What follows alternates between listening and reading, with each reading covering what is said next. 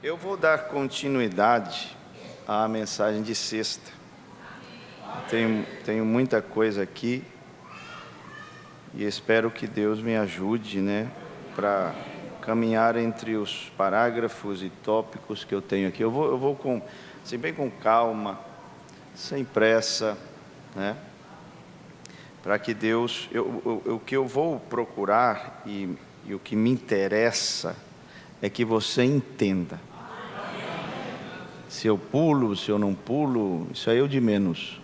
Eu quero que você saia esclarecido, que você entenda. Todos os lugares onde eu preguei esta mensagem, esta linha, em todos os lugares Deus libertou pessoas, curou pessoas e aliviou corações que carregavam fardos terríveis, mesmo dentro da igreja. Então nós vamos ficar em pé para a leitura da palavra, Romanos 4, e eu vou pregar sobre a justificação pela fé. Os irmãos de Brasília, não sei se eles disseram assim nesta hora, de novo, porque eu preguei entre talvez umas 10 horas sobre esse assunto aqui, em vários cultos, Se essa gente de Brasília não vai para o céu, ninguém mais vai, porque, mais ou menos, uma série de reuniões sobre o mesmo assunto, talvez umas 10 horas ou mais. Lá vai de novo, irmãos de Brasília. Mas o povo aqui esta multidão precisa ouvir algo tão importante e essencial como é este assunto. Romanos 4. Muita atenção, vamos devagar, eu quero que você entenda, tá bom? Vamos devagar. Que diremos, pois, ter alcançado Abraão, nosso pai, segundo a carne? Porque se Abraão foi justificado pelas obras, tem de que se gloriar, mas não diante de Deus. Viu? Não diante de Deus. Por quê? Porque obras humanas não atingem aquele nível de perfeição absoluta exigido por Deus. Sempre há falhas. Nossa humildade está salpicada de orgulho. A coisa não é pura. Só nele houve pureza. Em Jesus. Pureza, humildade pura. Amor puro. Ele precisa de viver isso em nós, amar em nós, fazer tudo em nós pelo seu Espírito. Aí Paulo diz, ele não tem do que se gloriar, pode se gloriar diante de homens, mas não diante de Deus. Por exemplo, eu posso viver uma vida relativamente boa e você acha que eu sou um super crente, mas você não me conhece, você não conhece a vida secreta daquele irmão, daquela irmã, você conhece aparentemente, Agora, diante daquele que conhece tudo, quem pode se gloriar, irmã?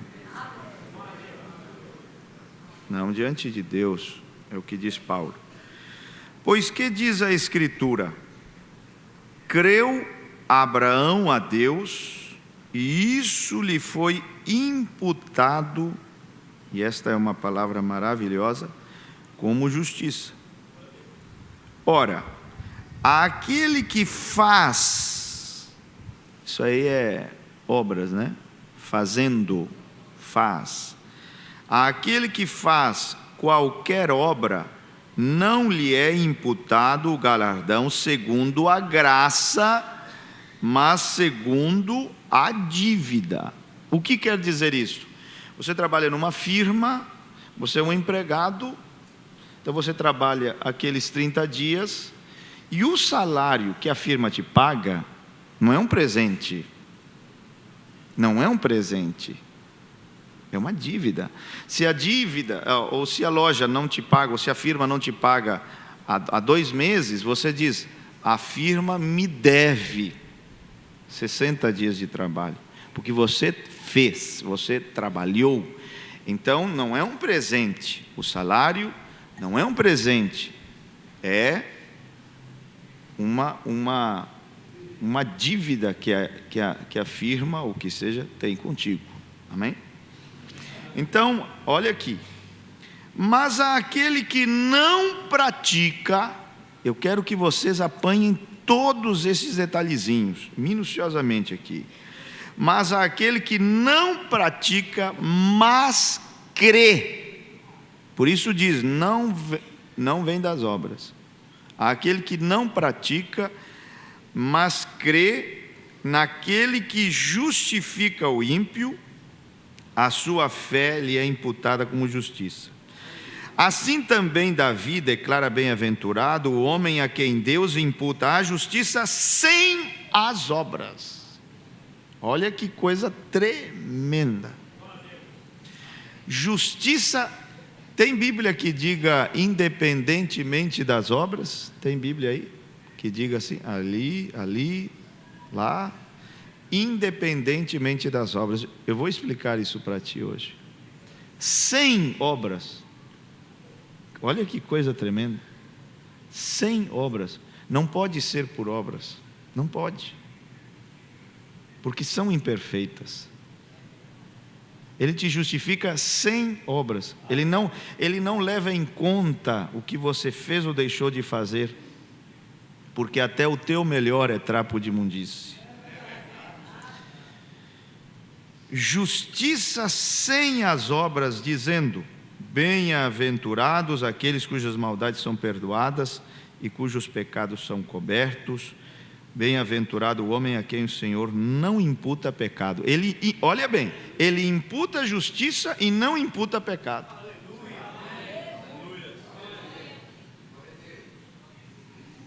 Que coisa, verso 11: e recebeu o sinal da circuncisão, selo da justiça da fé. Olha o que ele vem selar: a justiça que vem pela fé.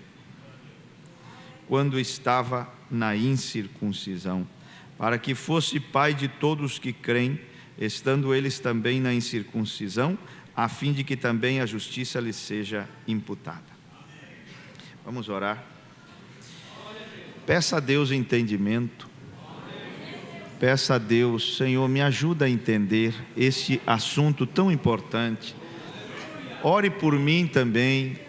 Senhor, permita que seu servo possa se expressar com clareza e unção, para que o povo seja ajudado. Pai, nós oramos com um coração aberto, com a petição que diz: quebra o nosso orgulho, para que o Senhor possa vir e nos ajudar e nos abençoar.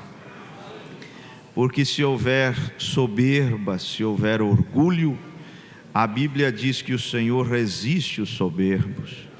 E resistir, diz o teu profeta, é dar as costas. E nós não desejamos que o Senhor nos dê as costas nesta tarde. Nós queremos que o Senhor aproxime. Nós queremos que o Senhor chegue perto, porque nós precisamos de Ti, Espírito Santo. Ó Espírito da verdade, ajuda-me para que eu possa me expressar com clareza, nenhuma brecha, nenhum mal entendido, nenhuma coisa errada seja dita, e o Teu povo tenha um entendimento claro com a Tua ajuda, Senhor, para que saia abençoado, liberto, mais perto do Senhor. Ajuda os ministros, ajude a todos nós, em nome de Jesus. Amém. Assentai-vos. Muito bem. Você adquire depois a mensagem de sexta, e esta seria uma continuação.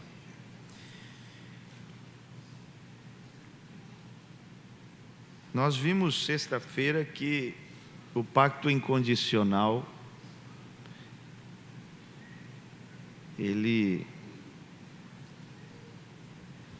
toda a glória, vai para o Cordeiro.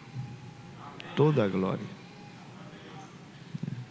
Fiz um pacto condicional com vocês, vocês não deram conta, então eu vou assumir a responsabilidade, vou me fazer homem e serei a posteridade de Abraão, que dará conta do recado. Maravilhoso, maravilhosíssimo. Eu me empolgo não porque eu seja o pregador, mas o assunto em si, o conteúdo, faz a minha alma vibrar. E Cristo é a figura principal de toda a Bíblia. A Bíblia, a letra, a Bíblia, a palavra, o livro, aponta para esse homem. E aqui há uma coisa que eu achei interessante, eu quero ler para vocês. E veja se isto não é verdadeiro. O propósito de toda a doutrina, o valor de toda a instrução é levar-nos à pessoa do nosso Senhor e Salvador Jesus Cristo. Se a doutrina não te conduz na direção da pessoa de Cristo, tem alguma coisa errada. Ela em si, qual o propósito da doutrina? Fazer do povo um bando de legalistas, pessoas que vivem de acordo com leis e letras e mandamentos? Não. É como eu comentava com alguns irmãos, ser dizimista não depende da letra. Não, porque está escrito isto. Não, basta ter o coração de Abraão. E ali há um dizimista. Qual a letra que Abraão tinha para dizimar? Qual o mandamento que Abraão tinha? Mas era um dizimista. Quando você começa a ter comunhão com Deus, a natureza de Deus começa a crescer dentro de você, essas coisas começam a acontecer com naturalidade na tua vida. Não precisa você ser forçado, alguém pôr o dedo em cima de uma escritura. A escritura está dentro de você para começar, porque esse é o novo pacto. É a Bíblia já não mais do lado de fora em pedras, mas do lado de dentro. Escreverei as minhas leis nas suas mentes, nos seus corações. Aí você se torna uma epístola viva. Você sabe, até no natural você entende o dízimo, irmão. Quando o fluxo, quando não há fluxo, há doença. Por exemplo, quando não há um fluxo de ar, o que dá? Asma. O fluxo de alguma forma é interrompido, vira asma, vira bronquite. O fluxo de sangue é interrompido e dá um infarte. E quando você interrompe o fluxo, ao não dizimar, porque você recebe, então você recebe e você dá e você recebe, e aí você cria o fluxo. Quando você interrompe de alguma forma o fluxo, não dando o seu dízimo ou a sua oferta, o que seja, você fica doente financeiramente. Você dá um infarte financeiro, dá um bronquite financeiro, que você interrompe o fluxo. É simples. E aqui diz, o propósito de toda a doutrina. Se esse não for o propósito, tem alguma coisa errada. Porque examinais as Escrituras, e elas dão testemunho de mim. Apontam para Ele. O livro aponta para Ele. O homem Jesus Cristo. O propósito de toda a doutrina, o valor de toda a instrução é levar-nos à pessoa do nosso Senhor e Salvador Jesus Cristo. A falta de entendimento desse ponto tem sido uma armadilha para muitos na igreja através dos séculos. Tem muita gente caindo nessa armadilha hoje. Você vê que eles acabaram com a pessoa de Jesus Cristo. Acabaram com o Calvário de 2000 anos atrás. Eu ouvi um pregador dizendo assim: se você olhar para cima, procurando um Cristo lá em cima, um homem, você é um idólatra e é um católico. Você já imaginou um ministro da mensagem falando uma besteira dessa? O homem vem de longe para falar uma besteira dessas aqui no Brasil. Ou esse Cristo hemorrágico. Não, nós temos um Calvário do século 20, mensagem de acusação, Cristo crucificado pela segunda vez, você não deve olhar mais para aquele Calvário lá. Que isso?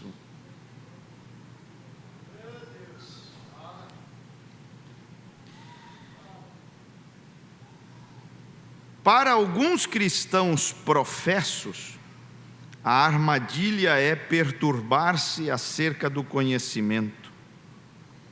Essas pessoas já se acham numa posição falsa. Outros podem ver claramente que é para termos conhecimento, que as Escrituras nos concitam para isso, e assim eles se põem a buscar o conhecimento. Então o diabo entra e transforma isso numa coisa puramente intelectual. Olha se isto não é uma verdade. O resultado é que eles têm cabeças repletas de conhecimento e de doutrinas, mas os seus corações são frios e duros como pedras. O verdadeiro conhecimento cristão é conhecimento de uma pessoa. Aquele teólogo disse: o senhor não conhece muito bem a sua Bíblia, a palavra, irmão Brana. Ele diz: mas aqui há outro conhecimento que é mais importante. Eu conheço, você vê que é conhecimento também. Eu conheço, mas eu conheço muito bem o autor da Bíblia. Ele diz: e conhecê-lo é vida. O profeta diz bem assim: não é conhecer a sua palavra que é vida. Desse jeito, não é conhecer a sua palavra que é vida, é conhecê-lo. São João 17, esta é a vida eterna, ela é um conhecimento. Esta é a vida eterna, que te conheçam a ti somente como Deus, e é Jesus Cristo a quem enviaste.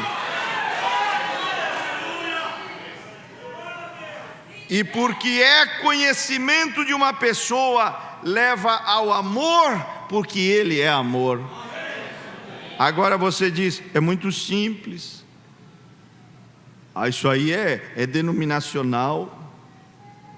Pois é. Vou ler o que um denominacional falou aqui na mensagem Liderança, de 31/10/65. Um denominacional aqui, eu vou citar aqui. Pregou quando? pouco menos de 2 meses antes dele partir. 31 de outubro, 31, quer dizer, outubro já foi embora, né? Então, novembro até o 24 de dezembro, quando ele partiu. Menos de 2 meses, um denominacional pregou uma mensagem chamada liderança. Irmão, é complicado. Olha o que ele disse. Olha o que ele disse. O seu sacerdote, parágrafo 58, o profeta diz: o seu sacerdote, seu líder, ou assim por diante, pode lhe ensinar a sua religião. Você, ouça, você pode aprender a mensagem, com M maiúsculo, que é a mensagem do mensageiro desta era. Você pode aprender a mensagem que estamos procurando ensinar, mas isso ainda não lhe dará a vida eterna. Você acha que é denominacionalismo? Ou é denominacionalismo crer diferente? Irmão, esse homem abriu os selos, revelou os selos, revelou eras, revelou tanta coisa, e chega 2 meses antes de morrer e diz assim: você pode até aprender a mensagem que eu estou procurando ensinar, e isso não te dará vida eterna. Olha como ele diz: você tem que aceitar a pessoa, Jesus Cristo.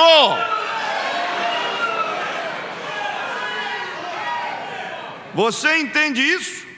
Todos vocês têm que aceitar a pessoa, Jesus Cristo, para ter vida eterna. Conhecê-lo é vida. Mas, às vezes, outra liderança pega tanta influência sobre nós.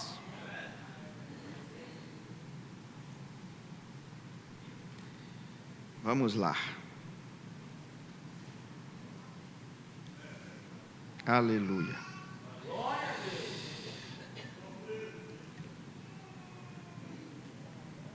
Eu quero te mostrar uma coisa aqui. 1 Coríntios 2.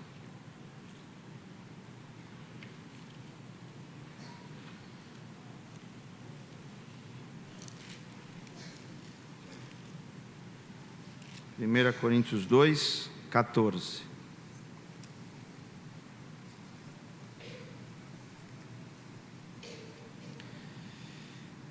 Três homens que Paulo menciona aqui.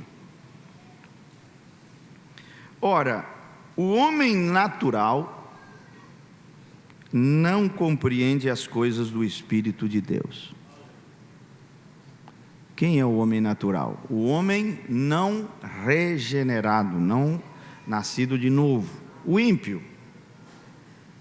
Ele não compreende as coisas do Espírito de Deus, porque lhe parecem loucura, e não pode entendê-las, porque elas se discernem espiritualmente. E o ímpio está espiritualmente morto. Ele tem um espírito, assim como tem uma alma e assim como tem um corpo. Não, quando se diz que o ímpio está espiritualmente morto, não significa a inexistência de seu espírito. O espírito está ali, ele tem um espírito, só que ele, por causa do pecado, não pode comungar com Deus, contactar com Deus. Está morto. Paulo diz que nós estávamos mortos em delitos e pecados, Efésios 2, capítulo 1. Não é que estávamos semi-mortos, não é que estávamos doentes, estávamos mortos. E Ele vos vivificou, né? Paulo diz, e Ele vos vivificou. Então o ímpio, você vê como Paulo diz, porque elas se discernem espiritualmente, ele não tem condições espirituais, capacidade espiritual para compreender as profundidades de Deus, as coisas de Deus, do reino. É necessária a regeneração, é necessário que Deus venha ali e ponha dentro daquele homem, daquela mulher, um espírito novo, um coração novo. Aí quando Deus vivifica espiritualmente aquela pessoa, ela passa a entender o que não entendia, gostar do que não gostava. Estou entendendo, estou gostando, alguma coisa mudou ali. Compreende? O outro homem é o do verso 15. Mas o que é espiritual, quer dizer, o homem espiritual, discerne bem tudo, e ele de ninguém é discernido. Porque quem conheceu a mente do Senhor para que possa instruí-lo? Mas nós temos a mente de Cristo. Você vê que aqui Paulo mostra quem é o espiritual. É aquele que tem a mente de Cristo. Esse que tem a mente de Cristo, ele discerne bem tudo. Ele não tem confusão no seu interior. E de ninguém é discernido. Mas há um terceiro homem, que é do capítulo 3, verso 1. E ele diz: e eu, irmãos, e chamou de irmãos, não vos pude falar como a espirituais, mas como a carnais. Os carnais foram chamados de irmãos por Paulo. E o que é um carnal? Ele diz: como meninos em Cristo. É um bebezinho, é um menininho em Cristo. Tem muito carrapicho nele. Alguns carrapichos são esses. Verso 2: com leite vos criei, e não com manjar, porque ainda não podíeis, nem tampouco ainda agora podeis. Quer dizer, incapacidade para ouvir certas coisas, certas verdades, certas coisas profundas de Deus, manjares. Porque ainda sois carnais, pois havendo entre vós inveja, ó o carnal aí, contendas, característica de carnal, dissensões, não sois porventura carnais e não andais segundo os homens? Porque dizendo um, eu sou de Paulo, e outro, eu de Apolo, porventura não sou carnal? Não, eu sou do César, não, eu sou do Wilmer, eu sou do fulano, eu sou do ciclano. Porventura não sois carnais? Aqui tem duas coisas aqui: Coré e o Nicolaíta. O que é o Nicolaíta? O Nicolaíta é aquele espírito que fica com o homem e não fica com Deus. Embora ele nunca vai admitir isso. Jamais. Jamais. Mas o Nicolaíta é aquele para quem a palavra do homem pesa mais para ele, tem mais valor para ele do que a palavra de Deus, embora ele nunca admita isso. Mas um exemplo de nicolaísmo, algo que Deus diz no Apocalipse que ele aborrece, você já leu, né? Nicolaíta é isto: mas irmão, você mostra o batismo para alguém, mas aqui está tão claro, o batismo é em nome do Senhor Jesus Cristo nas águas. Mas meu pastor não ensina assim. Nicolaíta. Mas aqui diz tão claro, não permito que a mulher ensine. Minha igreja não ensina assim. Nicolaíta, fica com o homem e não fica com a palavra. Já o Coré é o contrário. Em um sentido é o contrário. O Coré fica com Deus, entre aspas, e não fica com o homem. Só que o problema é que esse homem que ele está deixando de lado é um homem de Deus. O Coré, ele diz assim: nós ficamos com Jeová, nós aceitamos Jeová, mas não aceitamos Moisés.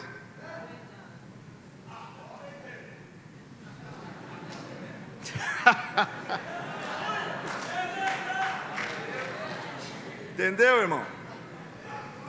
Agora entendeu. Tá claro, né? Escuta, esta era está mergulhada no espírito de Coré. Não, Nós precisamos do Espírito Santo, Cristo, eles dizem. Mas esse William Branham eu não aceito. Coré. Ele fica com Deus, porque não tem como você ficar com Deus se você rejeita um homem enviado por Deus. Porque é uma contradição. Por isso a Bíblia diz: contradição de Coré.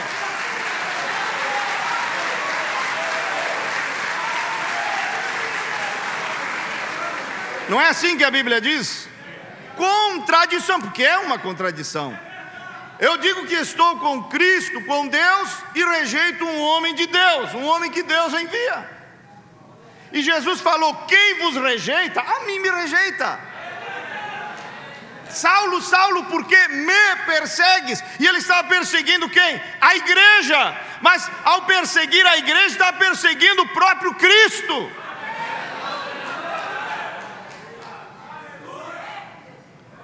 Quer saber de uma coisa? Olha o grupinho de Corinto, os carnais. Eu sou de Paulo, de um grupinho. Eu sou de Paulo. Eu sou de Apolo. Eu sou de Cefas. E tinha um grupo que dizia: eu sou de Cristo. Oh, my. Esse parecia o mais espiritual. Mas você vê que Paulo põe eles no mesmo bolinho. É tipo daqueles que dizem assim: não, a coisa hoje está difícil. Não, os pastores todos corrompidos. Eu não aceito pastor. Eu fico com a mensagem. Eu não congrego em nenhum lugar. Ou Coré. Não, eu estou lá. Você já viu um espíritozinho assim já? Não congrego. Eu estou em casa. Eu leio as mensagens, eu oro, fico em casa, que é melhor do que ir na igreja, porque hoje a coisa está feia, está difícil.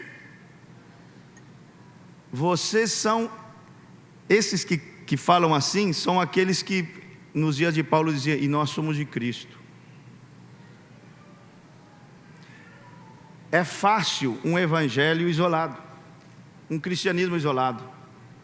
Muito fácil ser crente em casa, lendo mensagem. Você não tem que vir aqui, não tem que suportar os mais fracos, não tem que orar quando há problemas, não é nada, é fácil. Então esses que se queixam da falta de amor na igreja e de tantas coisas, são os que menos têm amor. Aquilo do qual se queixam é o que lhes falta também. Porque é fácil um cristianismo isolado, mas quando você tem que vir, e você vê a fraqueza de A, e de B, e de C, e que você tem que orar, e meu Deus ajuda, e ora, e tem misericórdia, e vai, aí exige mais de você. É como se diz normalmente: por que os cultos de oração são vazios? Eu vou te dizer por quê. Porque culto de pregação enche, culto de oração é meia dúzia. Mas sabe por quê? Porque no culto de pregação exige do pregador. Ele tem que estudar, ele tem que meditar, ele tem que jejuar. Mas culto de oração exige do povo. E aí você vê o nível do povo. É 5 minutos de oração e levanta para tomar um copo d'água, vai no banheiro 357 vezes e bebe, parece camelo. Aonde que cabe tanta água assim? Camelo, crente camelo. Água, uma e outra vez no bebedouro. Vai, por quê? Porque mostra o nível. O culto de oração exige do povo. É aí que você vê o teu nível. Ficar ali 1 hora, 40 minutos, sei lá, orando e clamando a Deus. Aí exige de você. É bem diferente. Mas olha, esses espíritos, você sabe que as profundezas de Satanás, eu tenho aqui, creio que eu tenho aqui, Apocalipse 2:24. Sabe o que o irmão Branham diz que é as profundezas de Satanás? Resumo das eras: uma trindade de doutrinas. Está lá, pode procurar. Resumo das eras. São vários parágrafos. Que trindade é essa? Existe a profundidade de Deus, em 1 Coríntios 2:10, né? O Espírito esquadrinha até as profundidades, até a profundidade de Deus e as profundezas de Satanás. Que trindade é essa? O Mombrano diz, começa com o nicolaísmo. O que é nicolaísmo? Mudança de mentes. A mente de Cristo é substituída pela mente humana. É isso, liderança humana. Eu acho, eu creio, é a minha interpretação. E a mente de Cristo é substituída. E você sabe que esses cavalos, branco, preto, vermelho e baio, aí quando chega na morte, esses são os passos de como o diabo mata. Ele usa para matar um crente, para matar um lar, para matar um ministério. Primeiro ele começa com uma mudança de mente. Daqui a pouco você está pregando o que você acha que é. Já não tem mais a mente de Cristo, que é a mente da palavra. O que é a mente de Cristo? A maior batalha jamais pelejada trava-se na mente, diz o irmão Brana. Aí, quando você é tentado, essa tentação forma uma batalha na tua mente. Quando Jesus foi tentado, a tentação atingiu a mente de Cristo. E o que era a mente de Cristo? Uma mente cheia da palavra. Quando ele foi tentado e a maior batalha jamais pelejada se travou na mente dele, na mente de Cristo, como que ele reagiu? Está escrito. Então a mente de Cristo é uma mente cheia do que está escrito. Mas tem gente que nem lê a Bíblia. Tem gente que nem carrega a Bíblia quando vem para a igreja. Tem gente que só lê a Bíblia quando o pregador, uma vez por semana, diz: vamos ficar em pé e abrir as nossas Bíblias. Como é que pode ter a mente de Cristo?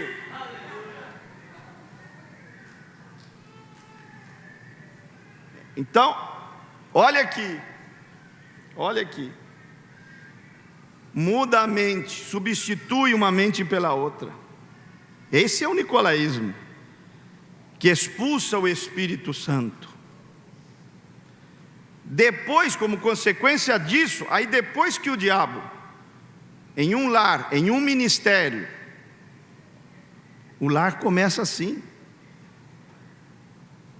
Uma vez eu ia fazer um noivado, lá em Mato Seco, o pastor César conhece. E eu fui para o carro e pedi: Senhor, me dá uma palavra para esses noivos. Olha o que veio no meu coração. As 3 atmosferas do Velho Testamento, de trás para frente. O irmão Brana disse que Israel vivia em 3 atmosferas. Quem lembra disso? A atmosfera do átrio, a atmosfera do lugar santo e a atmosfera do lugar santíssimo. O que veio foi assim, de trás para frente.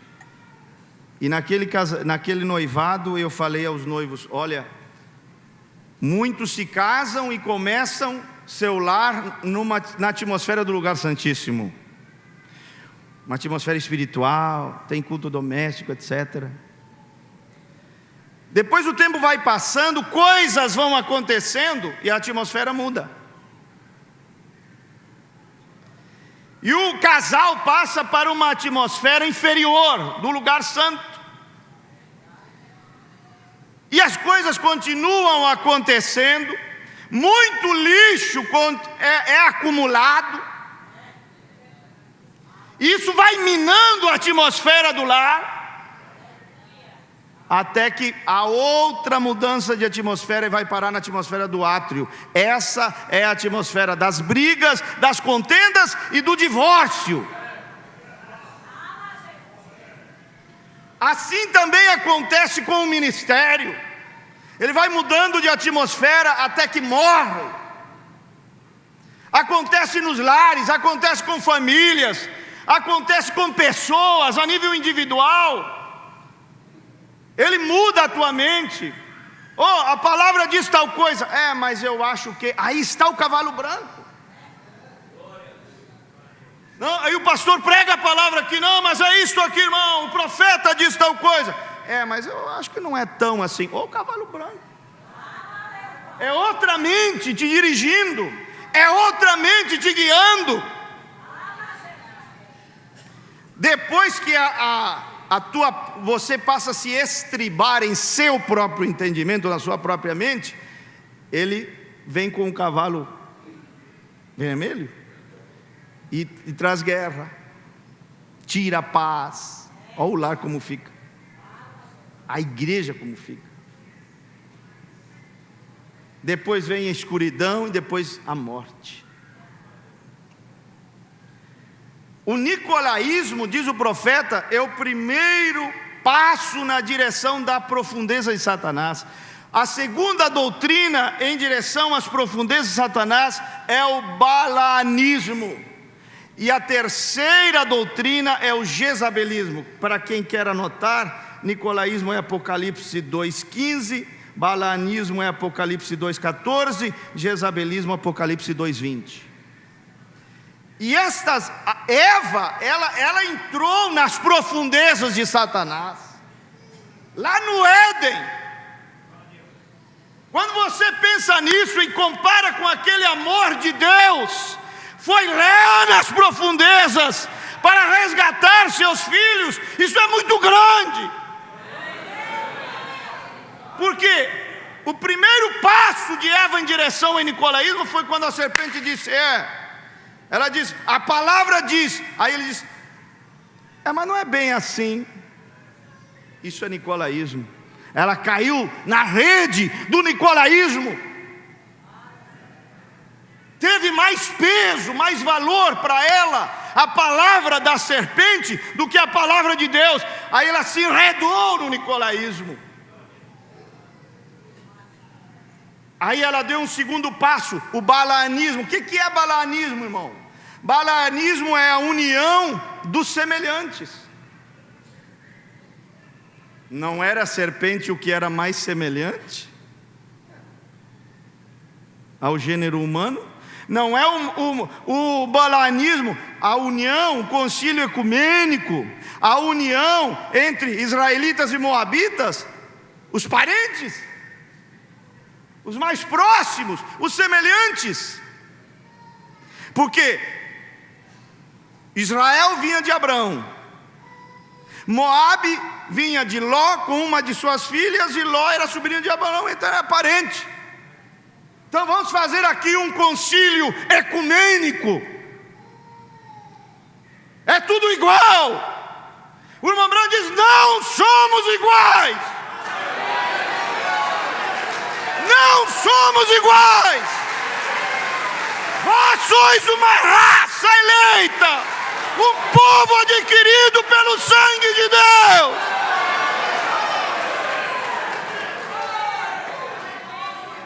Mas olha se não foi a união. Você sabe que Eva não comeu maçã, irmão. Foi a união entre os semelhantes. Uma vez um rapaz falou assim: eu gosto tanto do senhor, pastor Wilmer, e do meu pastor também. Não sei por que vocês não caminham juntos. Vocês têm o mesmo profeta, têm o mesmo batismo, não creem em mulheres pregadoras, isto e aquilo. Só tem uma coisinha que é diferente. Eu digo: tá bom, irmão. Vamos supor que eu tenho aqui 1 litro de água da melhor qualidade. 1 litro, uma garrafa de 1 litro. 99% é água pura, cristalina, maravilhosa, saborosa. E 1% é veneno. Eu dou uma mexidinha assim e dou para te beber. Você bebe? Não. Então por que espiritualmente você bebe? Essa coisa que você chama de coisinha é morte, é o que envenena a água. Eu não posso beber isso, porque a vida está em toda palavra que sai da boca de Deus. 99% ainda é uma mentira. O profeta de Deus e esta noiva vive de toda a palavra. Toda a palavra.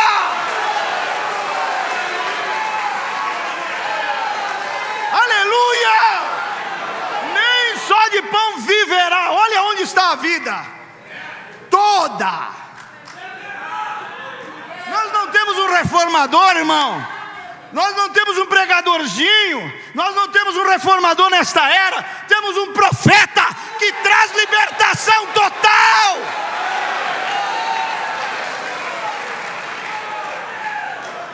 Se Faraó negociasse com Lutero, ele deixava unhas para trás. Se negociasse com Wesley, e quantas unhas ficaram para trás? Quando chega num profeta como Moisés, como William Branham, diz: oh, não tem negociata. Ou sai todo mundo, não sai ninguém. Nenhuma unha ficará para trás. É uma libertação total. Aí uniu.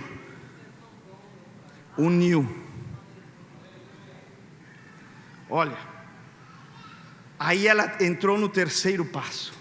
O jezabelismo é a parte mais profunda. Olha, é assim, ó, não tem onde descer mais. Ó, foi lá no fundão mesmo, no chão do inferno, profundeza, lá embaixo. Daqui para não tem mais nada. Chegou no fim. Sabe o que é o jezabelismo? Foi quando Eva, a igreja, tornou-se divulgadora de uma nova luz.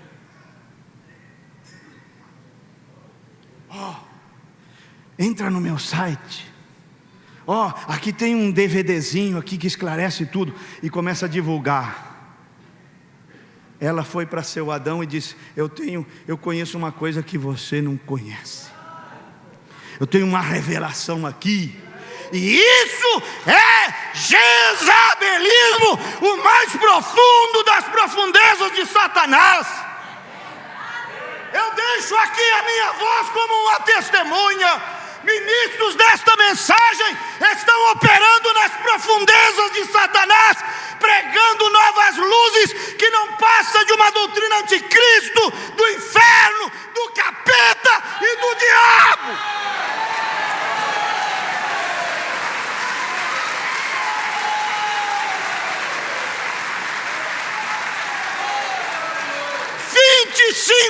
Anos eu tenho dentro desta mensagem.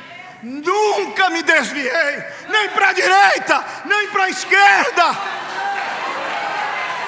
Nunca estive em cima de muro. Chegaram para mim e disseram: cuidado, você pode blasfemar. Blasfemar de quê? De uma mentira? Por falar contra uma mentira? O Espírito nos dá segurança. O Espírito nos dá a verdade. O Espírito nos dá o esclarecimento. Aí a Eva pega essa nova luz e leva para seu Adão. Ó, um CDzinho aqui, Adão, ó. Ó, Adão, ó. www. Ó, entra aqui que esclarece tudo, Adão. Ela se torna divulgadora de uma nova luz. E sabe que os membros estão indo no oba-oba dos pastores e divulgando a torto e direito coisas erradas, coisas falsas.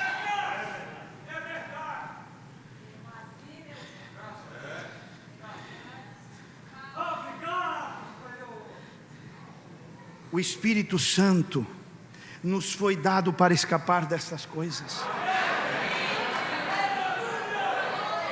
Aleluia. O Espírito Santo é tudo do que precisamos.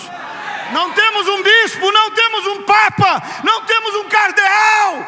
Nosso tutor é o Espírito Santo de Deus.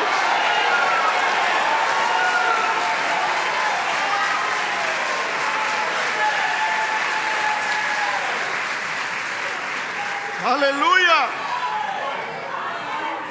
Precisamos do Espírito Santo. Você sabe, o oposto do mal não é o bem, é a vida, é a outra árvore. Porque o bem ainda está dentro da mesma árvore. Porque a ciência do bem e do mal, não é só do mal. É uma coisa sedutora, unção desgraçada do diabo, engana.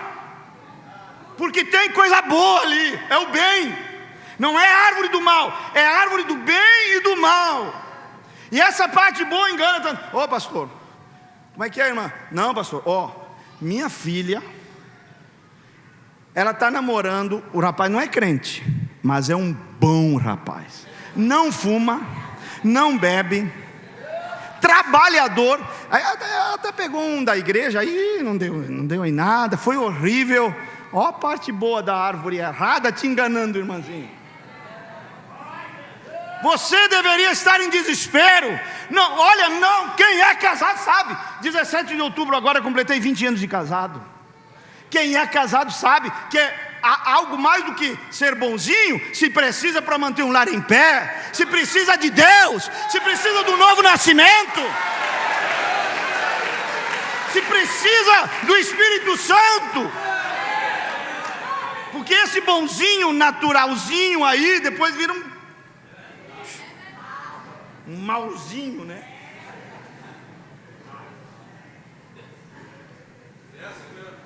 Desse jeito.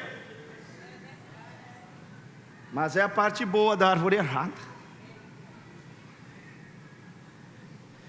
O homem está espiritualmente morto. Eu vou ter que entrar no assunto, né?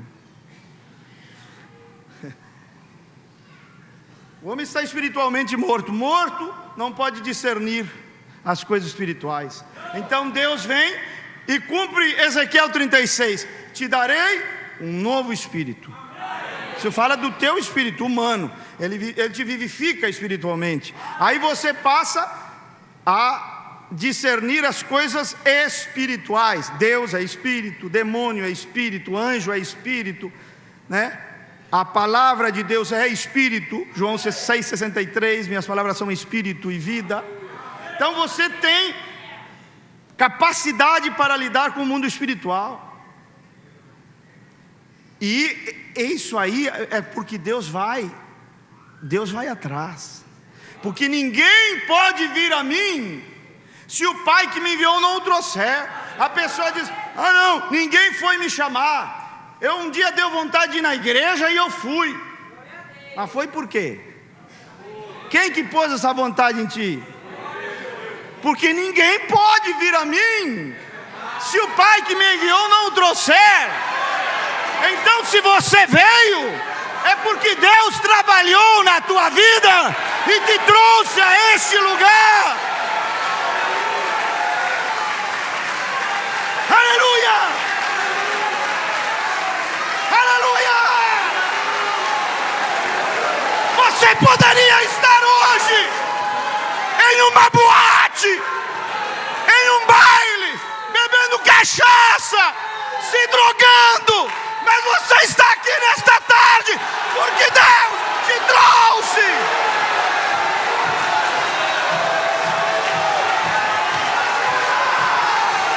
Aleluia!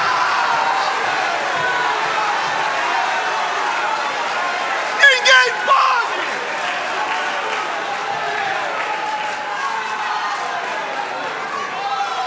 Jamais!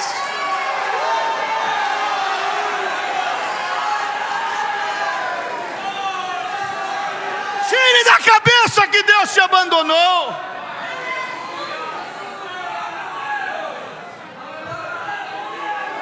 Ninguém pode vir. Não foi você que quis, foi Ele que quis. Não há homem que busca Deus. Deus é quem busca o homem.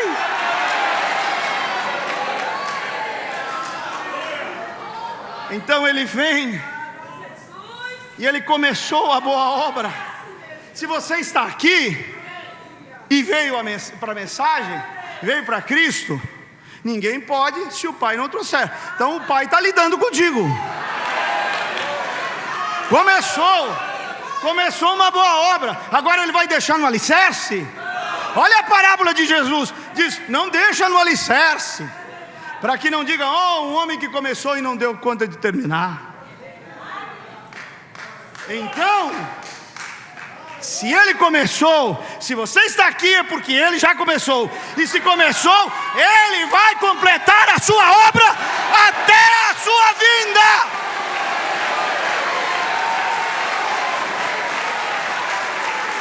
Aquele que começou em vós a boa obra, a aperfeiçoará até o dia de Jesus Cristo.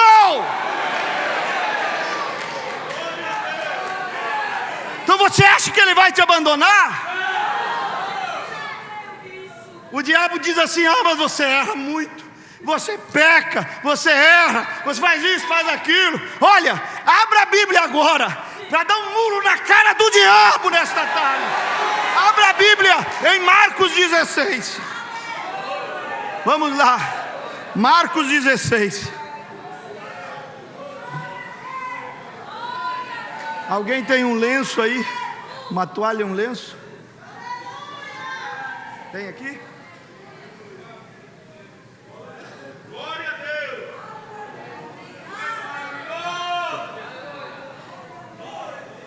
Aleluia! Marcos 16, igreja. Aguenta aí que tem coisa boa. E passado o sábado, Maria Madalena e Maria, mãe de Tiago, e Salomé compraram aromas para ir ungí-lo.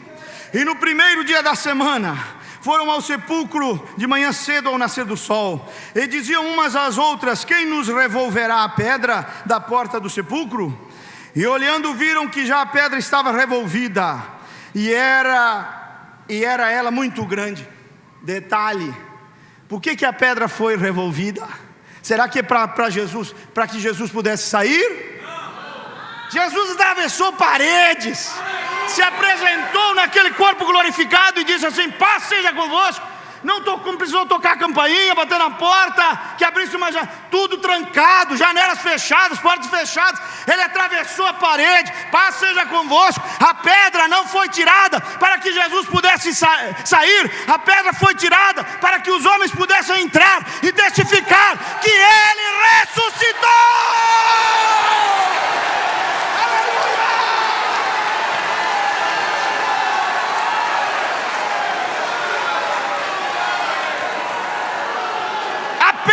Foi tirada para que João pudesse entrar, Pedro pudesse entrar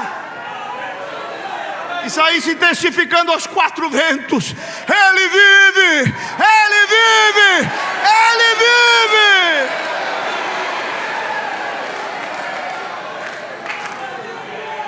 Verso 5: E entrando no sepulcro, viram um mancebo assentado à direita, vestido de uma roupa comprida. Roupa comprida, né? Não era um bermudão, não, né? Um anjo lá, bermudão, bem maneiro, bermudão. E aí, girls? Roupa comprida, branca. E ficaram espantadas. Agora escuta aqui, pega isso. Porém ele disse-lhes: não vos assusteis, buscais a Jesus Nazareno, que foi crucificado, já ressuscitou. Você sabe que ele está ouvindo a minha pregação nesta noite. Não está aqui, eis aqui o lugar onde o puseram. Mas ide, olha, pega isto. Ide, dizei a seus discípulos e a Pedro. Como assim? Como assim? Não era suficiente dizer, ide e dizei aos meus discípulos, ou a seus discípulos? Pedro não era discípulo. Não era suficiente dizer, fale aos discípulos, e isso incluiria Pedro? Não era suficiente, irmão? Por que disse a seus discípulos e a Pedro? Pedro estava arrasado, Pedro tinha negado, Pedro estava fraco. Mas o céu não se esqueceu de Pedro. Isso vale para você, que às vezes está arrasada, que comete falhas, que pensa que Deus te abandonou, mas o céu pensa em você.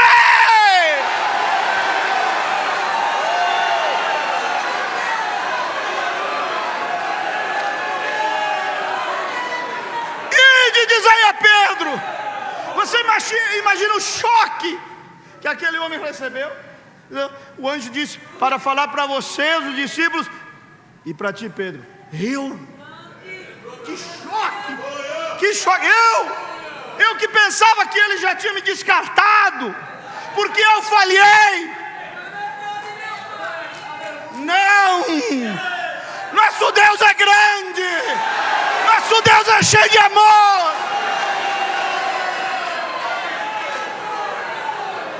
Nós não compreendemos essa misericórdia e esse amor. Quando nós pensamos que Ele está nos chutando, Ele quer nos abraçar, nos dar uma nova chance para reerguer a nossa vida.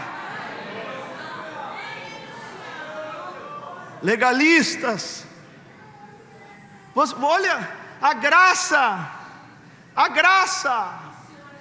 não é obras. Romanos 11:6 diz que se é por graça não é por obras, porque se é por obras já não é graça, a graça deixa de ser graça. Romanos 11:6. Presta atenção.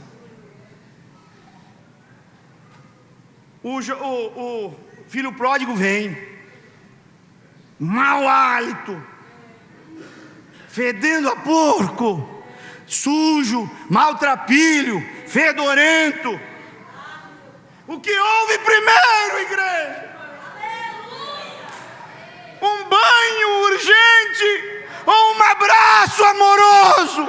O que houve primeiro, igreja? Isso é graça, graça, graça, graça.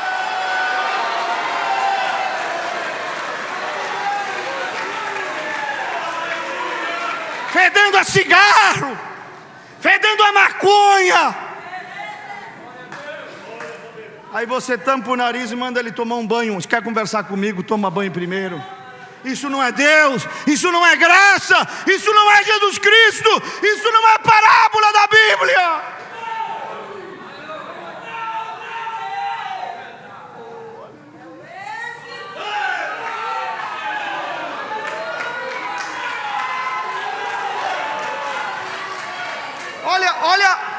Olha a graça que nós pregamos. Olha o tipo de graça. Como é que é, samaritana? Eu tive 5 maridos. Como é que é? Eu tenho 5 divórcios na minha vida. Não, aí, bom. Primeiro, assim, a senhora tem que ler casamento e divórcio, né? E veja os parágrafos ali, porque ele pode, ela não, as coisas lá. Irmão, mulher não tinha conhecimento, tinha uma pequena luz, diz o irmão Branco, uma pequena luz, sabia que o Messias ia vir um dia. Olha o que Jesus ofereceu o batismo com o Espírito Santo para aquela mulher. Você teria coragem de fazer isso? Olha, o que nós chamamos de graça não tem nada a ver com graça, porque nós primeiro jogamos diante da pessoa uma lista de coisas, como pré-requisitos que ela tem que ter para achar graça. Nunca vi uma coisa dessa. Olha, coisas que ela tem que fazer para achar graça. Como assim? Graça é favor o quê? Imerecido. Quer dizer, você não fez nada para merecer, mas Ele te alcança. Isso é graça.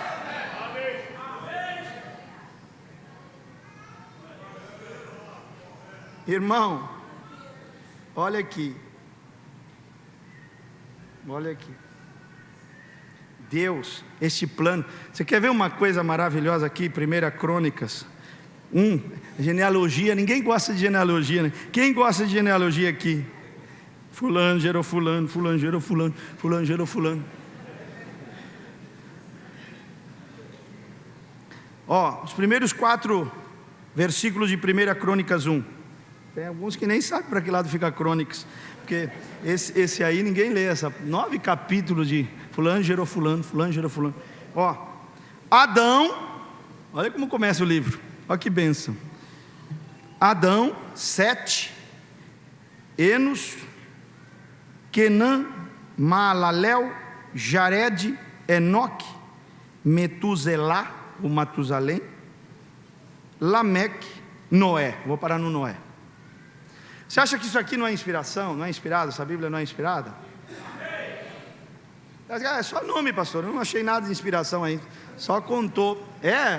Então deixa eu abrir teus olhos um pouquinho. Adão significa homem. 7 significa apontado, apontar. Enos, mortal. Cainã, aflição ou sofrimento. Maalalel, o Deus bendito. Jared significa descerá. Enoque, ensinando ou ensinamento. Lameque, desesperado. Noé significa descanso. Se você pega tudo junto, diz: ao homem é apontada mortal aflição, mas o Deus bendito descerá, ensinando que sua morte trará ao desesperado descanso.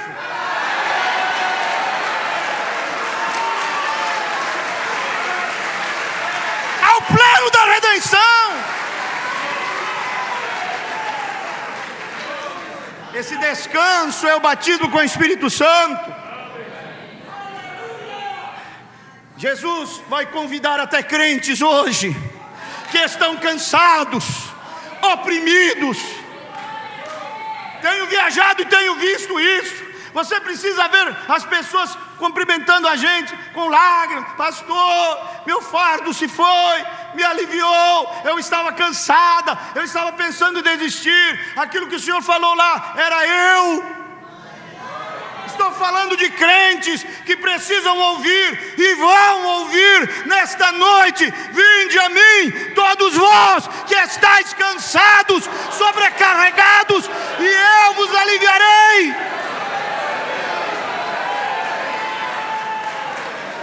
Crentes que estão tentando agradar a Deus pelas suas próprias forças, alcançar olha, preste atenção.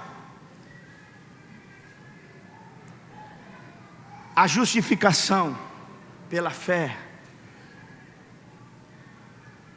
não é um processo, é um ato declarativo de Deus. É uma coisa que acontece, é uma coisa instantânea.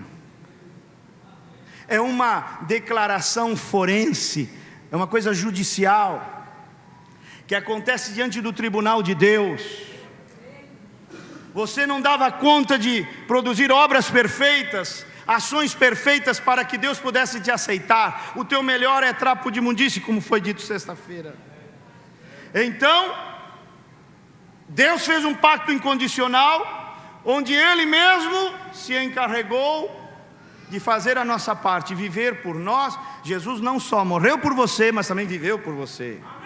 Porque se Ele não tivesse vivido por você, se Ele tivesse chegado na hora da morte com uma vida imperfeita, do que adiantaria? Com algum pecado, algum cisquinho, alguma coisinha? Nada. Morreu por você e viveu por você. Então escuta. Você não tem nada. O irmão Brana diz assim: nada trago em minhas mãos. Somente crer. Somente crer. Depois de você ouvir essa mensagem, você vai cantar esse hino de uma maneira totalmente diferente. Ele viveu uma vida perfeita. Agora, me dá sua atenção. Concentra aqui. Viveu uma vida perfeita. Nunca pecou, nem em olhares, nem em ações, nem em palavras, nem em pensamentos, nada. Então, Deus diz: você crê? Você diz: creio, Senhor. Você crê em meu filho, em Jesus? Creio. Quando você crê, naquele instante em que você professa fé em Jesus Cristo, Deus te declara justo, santo e perfeito aos seus olhos, diante dele. Como falamos, ele te dá um manto de justiça, Isaías 61:10. Um manto de justiça. Ai do homem, às vezes as pessoas, olha, chega dia da noite da ceia, não, hoje, esse mês eu me comportei relativamente bem, eu vou participar da ceia hoje. Irmão, por melhor que você tenha se comportado, digno da ceia é aquele que vem com esse manto de justiça para a mesa da ceia, dizendo: Senhor, eu vou beber daquilo que simboliza teu sangue. Eu estou olhando para teu sangue, estou olhando para a tua justiça, estou olhando para esse manto de justiça que não é meu, que é teu.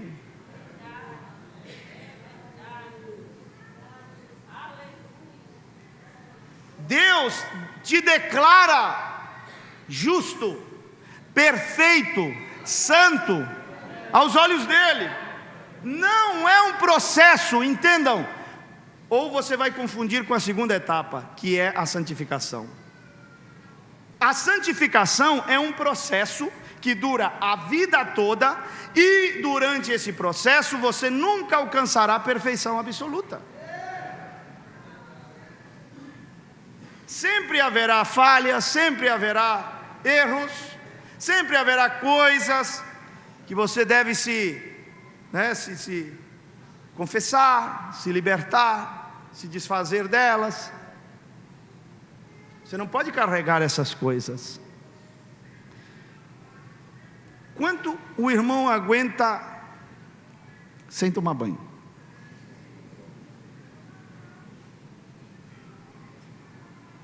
Nem um dia? Está vendo? Parece que algumas esposas dizem: viu? Às vezes tu não toma banho antes de deitar, né? Está vendo? Fala a Deus. Pois é. Irmã, e a senhora? Quanto? Irmã de vermelho aqui. Quantos dias, semanas? Não? Não, de jeito nenhum. Ui, eu chego do trabalho suado e coisa, um banho. Tudo bem. E na alma, quantos dias você aguenta com a sujeira ali?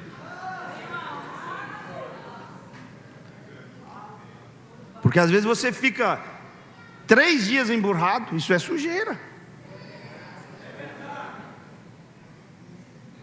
Fica às vezes com uma mágoa por anos, isso é sujeira. O que você não tolera no corpo, você tolera na alma. Saquinho de lixo na cozinha. Não, pastor, é máximo 2.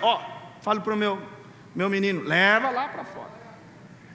Pois é. E na alma, quantos saquinhos de lixo você tolera? O que você não tolera na cozinha, você tolera na mente e no coração. A pior greve que eu enfrentei em Brasília, sabe qual foi? Do caminhão do lixo.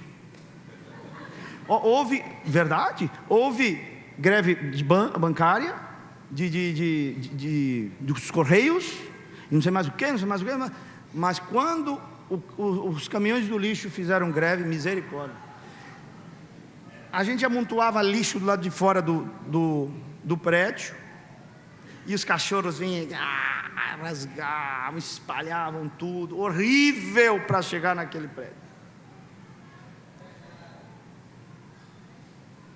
Horrível. Você não pode tolerar isso. Confesse seus pecados, que isso é santificação. Eu contei a história de uma irmã lá da África, uma irmã da tribo Zulu. O marido morreu, ela se largou na vida, não tomava banho, não trocava de roupa, passou muito tempo assim. Foi evangelizada, veio para Cristo, e as irmãs não tinham coragem de mandar ela tomar banho. Aí o que a gente faz? Novinha na fé, não queriam ofendê-la. Já sei, uma delas teve uma ideia: vamos dar para ela um vestido novo. Aí ela vai ter que trocar. E ela chorou, quando presentearam ela chorou. Que alegria, que felicidade. No outro domingo, e quando ela entrava na igreja, misericórdia. Aí no outro domingo, o povo contente, feliz, batendo para, de repente aquele mau cheiro assim, invadiu o tabernáculo. Quando olharam, a irmã com um vestido novo por cima do velho.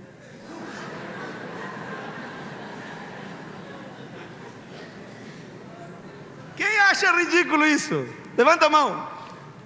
Quem acha ridículo? Ridículo. Quantas vezes nós fazemos assim? Colocamos uma veste de aparência em cima da sujeira, da caatinga, do mau cheiro, das vestes velhas, dos pecados não confessados. Aí chegamos na igreja. Aí irmão, Deus te abençoe. Aí, como esse nariz não foi programado para sentir cheiro espiritual, está tudo bem, você fica cheiroso, perfumado, terninho. O irmão, que bom o seu perfume. Mas quando o Deus você vê que Isaac foi pelo cheiro, né? Meu filho, chega mais perto, né? Chega mais perto. Deus faz assim também com seus filhos. Mas tem cheiro de pecado não confessado aí. Tem cheiro ruim. Aí você somente colocou uma capa, uma veste de aparência. Você não engana Deus. Confesse seus pecados.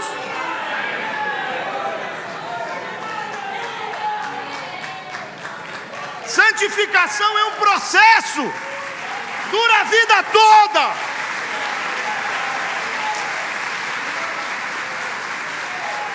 Dura a vida toda. E você não alcança a perfeição absoluta. Mesmo uma pessoa do nível de Paulo ou do profeta desta era, não há perfeição absoluta. Ela transpassa esta vida, ela vai além desta vida, e quando chega na glorificação, justificação, ela te salva. Você encontra na Bíblia, quem já encontrou na Bíblia assim: fomos salvos, estamos sendo salvos e seremos salvos. Aí, como é que é então? Fui, ou serei, ou estou sendo, fica aquela confusão. Tudo está certo. Tudo está certo, porque quando diz que fomos salvos, está falando da justificação pela fé. Fomos, o que nos salva, nos salvou do castigo, da punição do pecado passado. Quando diz que estamos sendo salvos, fala da santificação.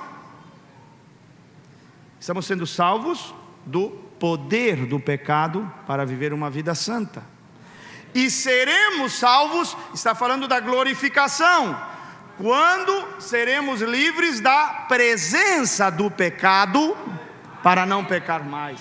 Justificação te livra da punição do pecado, santificação te livra do poder do pecado, e a glorificação te livra da presença do pecado.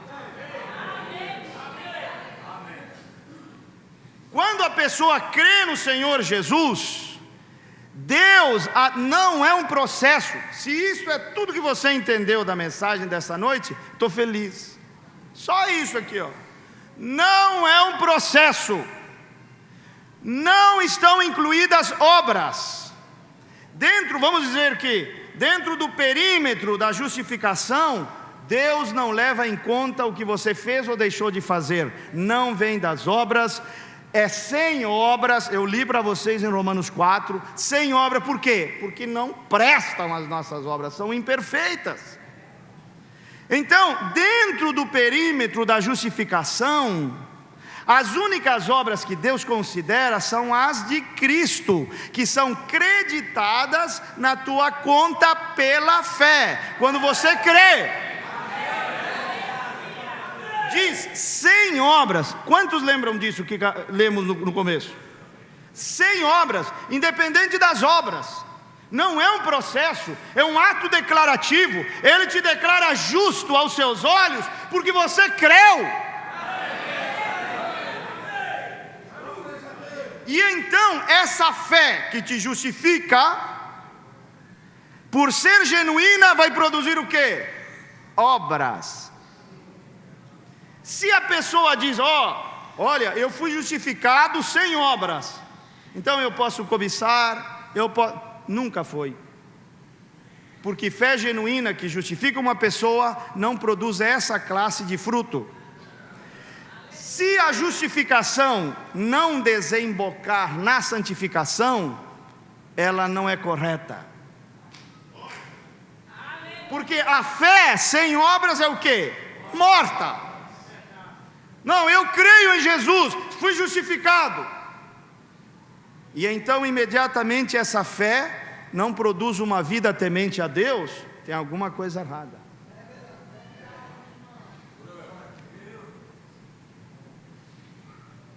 Tem alguma coisa errada. Irmão, dentro do perímetro da justificação, não entram em consideração as nossas obras. Olha que coisa tremenda. O profeta diz nas eras da igreja, era de Filadélfia, 30 e 35.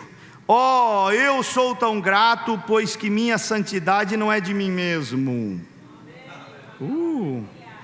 Ele me deu um manto. Ele me declarou justo. O que eu fiz? Nada, porque não é processo. Ele não considera o que eu faço ou deixo de fazer. Ele me dá fé para crer em Jesus, nele, na pessoa dele. Quem nele crer, não pereça, mas tenha vida eterna. Eu creio nele, na pessoa dele, no que ele fez por você. Não, nele.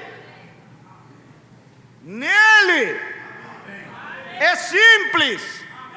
Às vezes nós temos a cabeça tão cheia de conhecimento. Se tem um homem morrendo ali, 3 minutos de vida, o que eu faço, Senhor, para esse homem não se perder? Começa pelo cavalo branco, semente da serpente, Nova Jerusalém. Meu Deus, me ajuda. Fala de Jesus para ele. Jesus o Salvador. Jesus. Teve um coitado: pastor, estou morrendo, tem 3 minutos, o que o senhor pode fazer por mim em 3 minutos? Diz, o pastor desesperado, a única coisa que eu posso fazer é um miojo.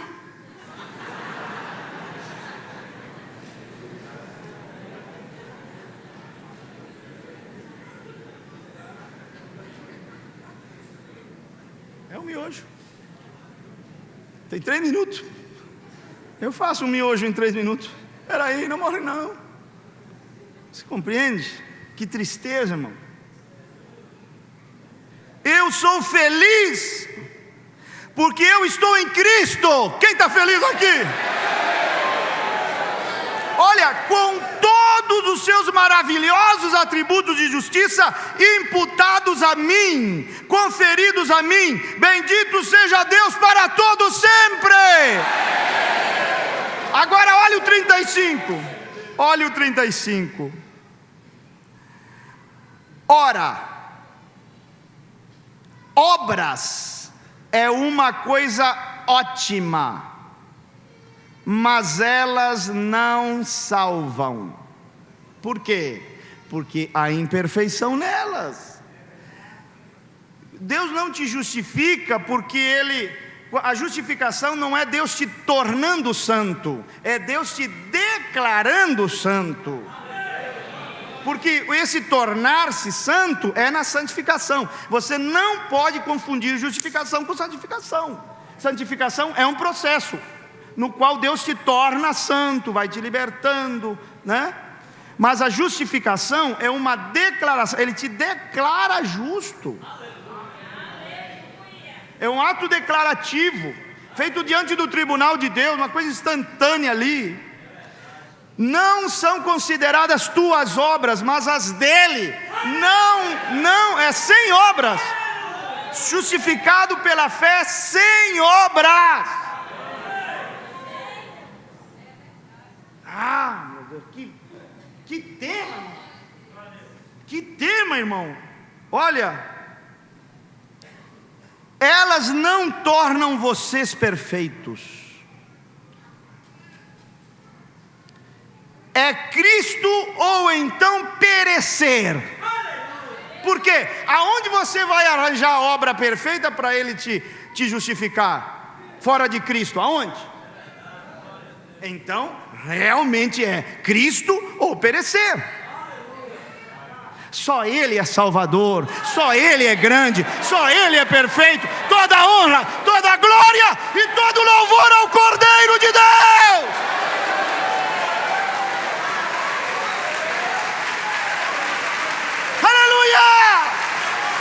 Eu quero que Jesus se torne mais doce para você nesta noite.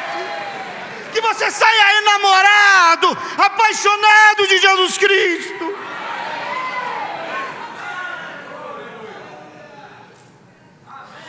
É Cristo ou então perecer. Escuta. E não é nem mesmo Cristo e obras.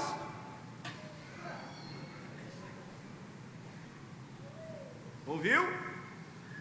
Nem mesmo é Cristo e obras, porque dentro do perímetro da justificação não são levadas em conta obras, é sem obras. Independente das obras, o que Deus considera são as obras dele e a tua fé que ele te deu, porque não vem de vós, é dom de Deus. Então você crê e ele te declara, não te torna justo, ele te declara justo. É uma declaração forense, é um ato declarativo. Aí você entra em um processo que é a santificação, que você não terá perfeição absoluta. Você só será perfeito mesmo para não pecar mais na glorificação, quando o teu corpo for transformado. Eu vou apressar aqui para o final aqui. Não é nem mesmo Cristo e obras, é Cristo somente. Filadélfia 35.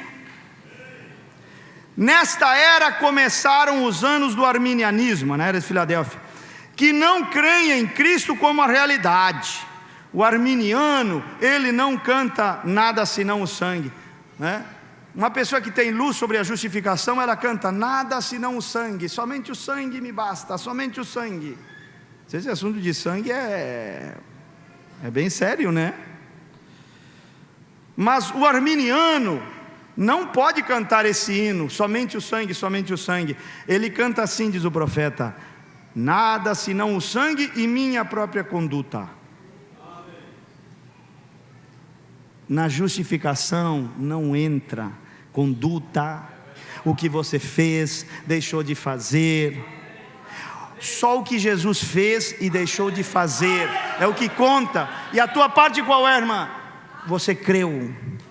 Você creu e Ele te declara justo. Não é processo. Não é processo. Quantas vezes você leu Tiago 5? A oração do justo pode muito ter seus efeitos, mas você se acha indigno. Esse justo, eu não sou justo, porque eu tenho tantos pecados, eu tenho tantas falhas, tantos erros. Irmão, se você entende isto que eu estou ensinando nesta noite, você passará a ser eficaz na oração, porque você é justo sim.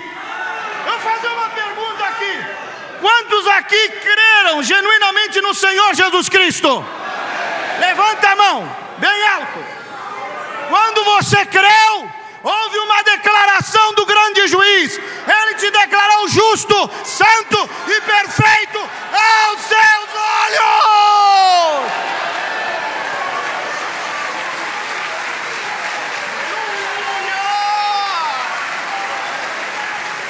Não é um processo, irmão.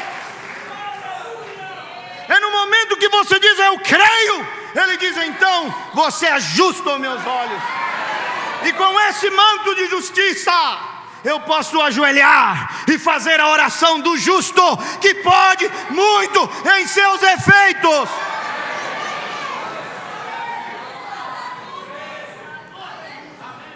Você confunde justificação com santificação. Então você espera chegar num certo nível, que esse nível nunca chega.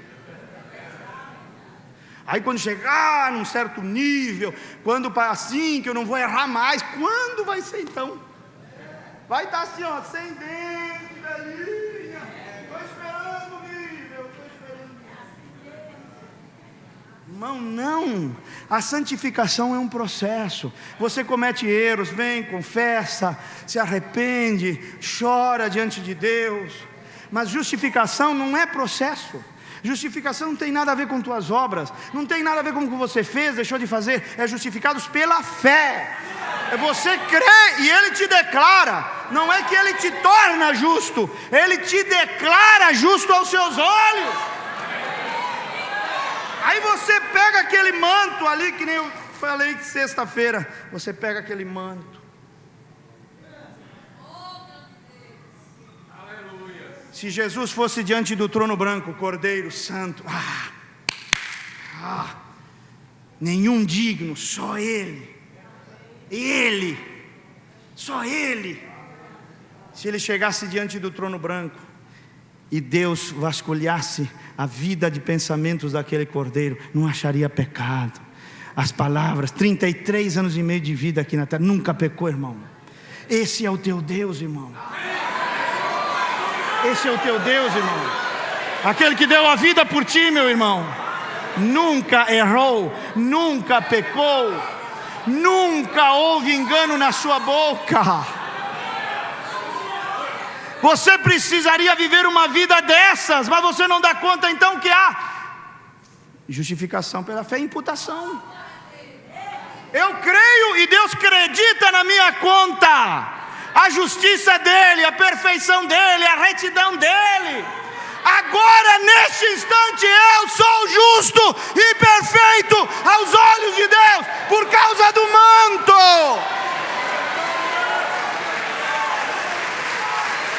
Aleluia! Aleluia! Você pode ajoelhar agora. Você pode fazer a oração de um justo que diz: pode muito.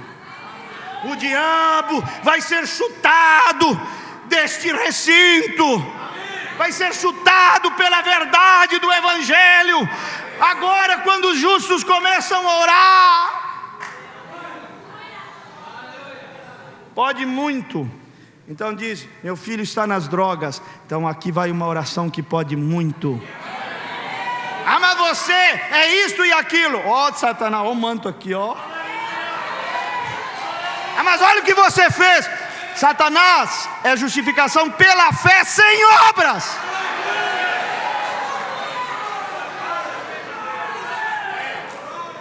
Mas você não é santa. Pela fé sou. Sou perfeita, sou santa, e não acha mancha em mim. Mas você erra. Isso aí já é santificação, Satanás. Isso aí é outra história. Isso aí é outra história. Isso aí é o processo no qual eu estou, Deus me ajudando, me libertando. Você imagina com esta luz, estas pessoas que estão aqui nesta noite, com esta luz, com este manto aqui, qual é o capeta, qual é a doença, qual é o demônio, qual é o vício, qual é a droga que pode resistir à oração destes justos que foram justificados pela fé, sem obras?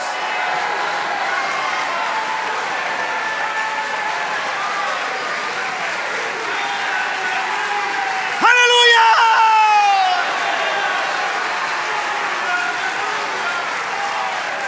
Do ponto de vista da santificação, eu não sou perfeito, mas pela justificação, eu sou perfeito sim. Filipenses capítulo 3, Paulo diz assim: não pretendo ter alcançado e não creio ser perfeito, Não sou perfeito. 3 versículos abaixo diz: nós que somos perfeitos.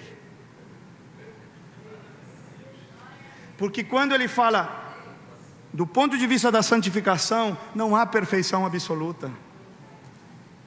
Há um coração que teme a Deus, que quer fazer o melhor para Deus, que ama, mas que comete erros, que tropeça.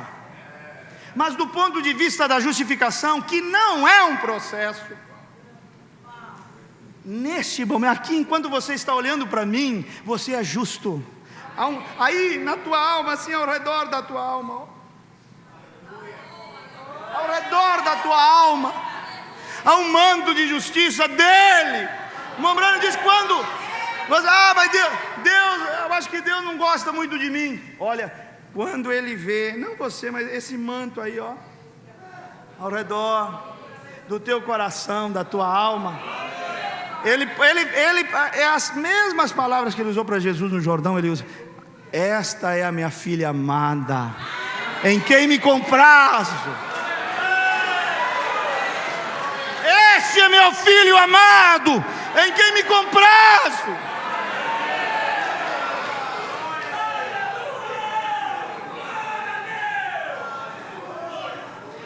A santificação é resultado da justificação genuína, não pré-requisito para ser justificado.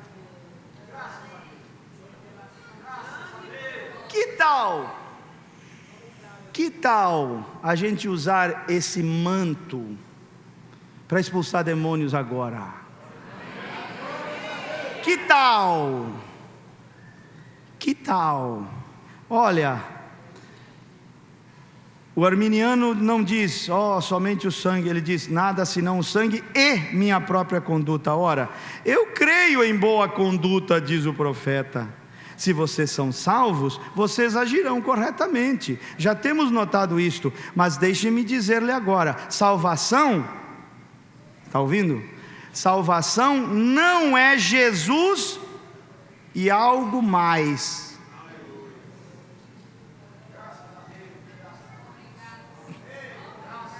A santificação, você vai aperfeiçoando a santificação, não é? 2 Coríntios 7, aperfeiçoando a santidade no temor do Senhor. Você vai aperfeiçoando. Agora, como é que você aperfeiçoa a justiça de Cristo? Como? Se já é perfeita. Você compreende o que é a justificação pela fé? Então eu vou te convidar agora. Aqui, ó, parei. Outra vez que eu venha, eu amplio mais esse assunto, hein? Que tal usar esse manto agora para resgatar filho? Que tal usar esse manto agora para curar enfermos? Que tal usar esse manto agora para forçar a retirada do diabo? Que tal nos colocarmos em pé agora?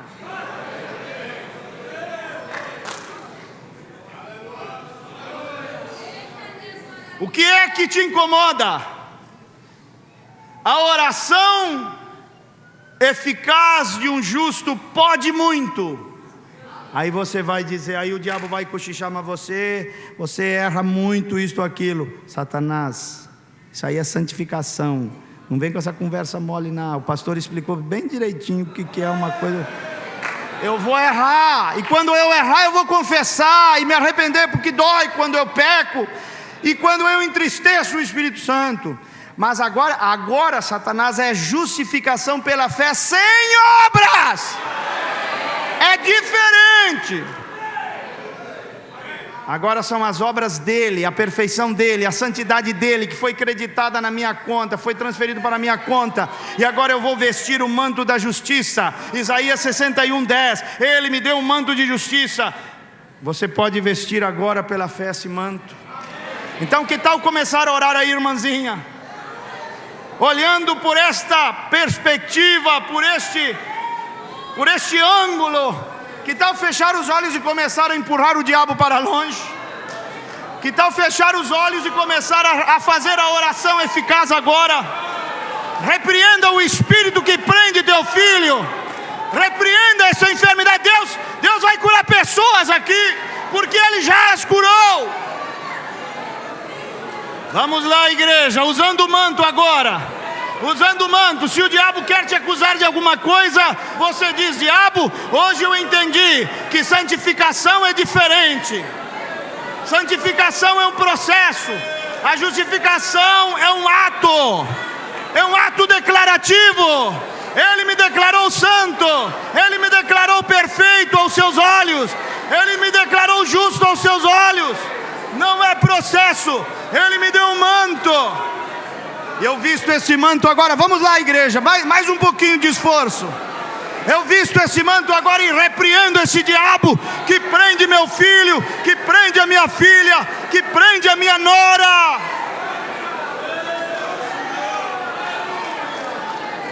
Que tal falar com essa dor na tua coluna? Pelo poder do manto da justiça, toda a honra, toda a glória e todo o louvor ao Cordeiro.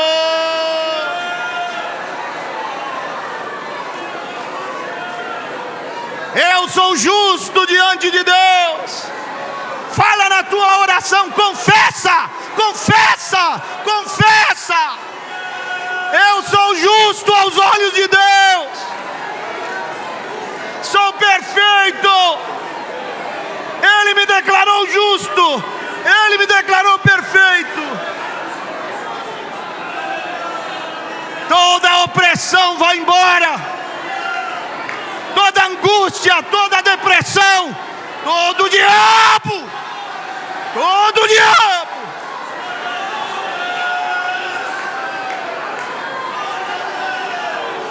Medos e temores saiam, doenças saiam, problemas na coluna, hérnia de disco, saia, vai embora, regenera tudo, pelo poder do sangue de Jesus Cristo.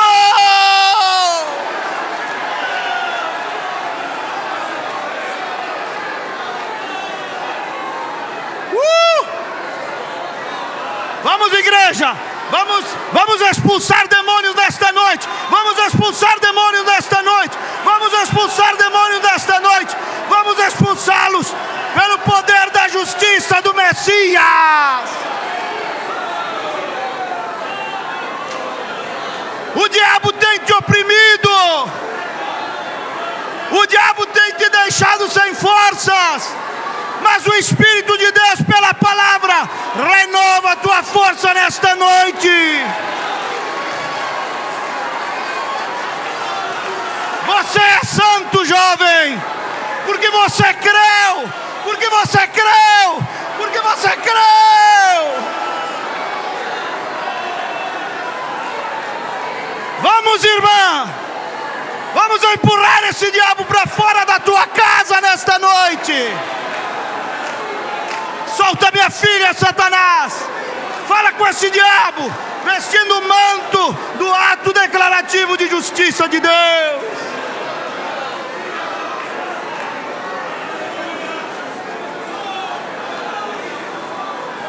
Vamos, igreja. Vamos, que Deus cura enfermos nesta noite. Deus está curando pessoas nesta noite, até mesmo pela internet agora. Se você está doente, o poder do manto agora. O poder do manto agora. Manto da justiça, justiça dele, perfeição dele, obra dele, sangue dele. Aleluia! Saiam essas dores, em nome de Jesus. O poder do pacto incondicional. Saiam essas dores. Saiam essas dores agora. Dores de cabeça, na coluna, nas pernas. A hérnia desapareça. A cegueira vai embora. Pelo poder do pacto incondicional. Vamos, igreja. Vamos, igreja. Vamos, igreja. Esforçai-vos. Esforçai-vos. Esforçai-vos.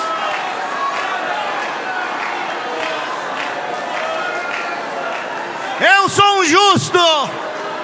Diga para esse diabo: eu sou um justo. Ele me declarou justo. Aleluia! Ele me declarou justo. Uhul! Uhul! Aleluia! Evangelho de Paulo! Evangelho de Paulo! Evangelho de Paulo!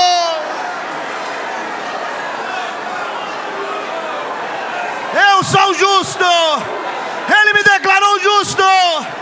Não é um processo, é um ato declarativo. Aleluia! Quem quer o Espírito Santo nesta noite?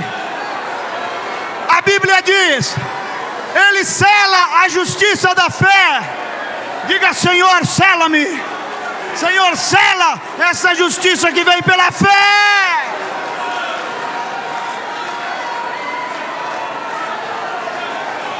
Aleluia! Aleluia! O sangue de Jesus tem poder. O sangue de Jesus tem poder. O sangue de Jesus tem poder. O sangue de Jesus tem poder.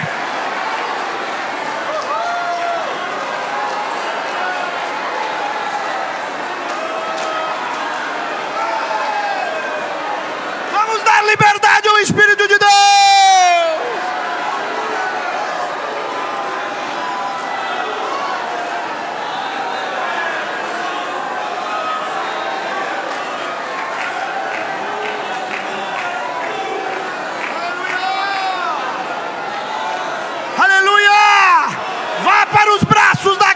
Nesta noite, vá para os braços da graça nesta noite. Esta igreja está se enchendo de poder. Aleluia! Igreja de poder! Igreja de poder! Uhul! Aleluia! Encha-se de poder, encha-se de poder, encha-se de poder. Pelo pacto incondicional, você tem direitos. Tem direitos. Uhul! Eu tenho um manto de justiça que Ele me deu, sem obras, sem obras, sem obras.